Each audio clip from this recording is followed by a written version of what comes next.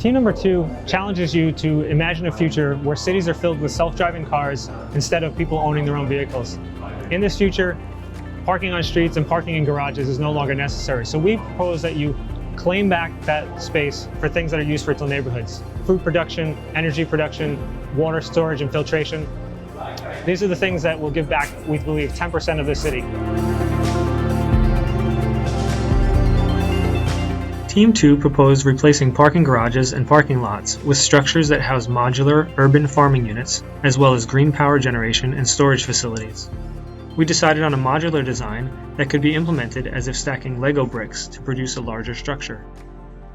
We chose a specific spot inside the Parco Sempione historic area using a virtual model of Milan on the 3D Experience platform. To start the design process, the team used CATIA to model the ground floor of the building and CATIA XGenerative Design to create the organic flows of the building modules. These modules would form the different floors of the overall structure. As a team leader and user, it was great to see how quickly CATIA XGenerative Design was able to get us our initial design and then generate alternatives by modifying them in real time. CATIA Assembly Design was then used to further refine the overall design of the building using its complete product design integration capabilities.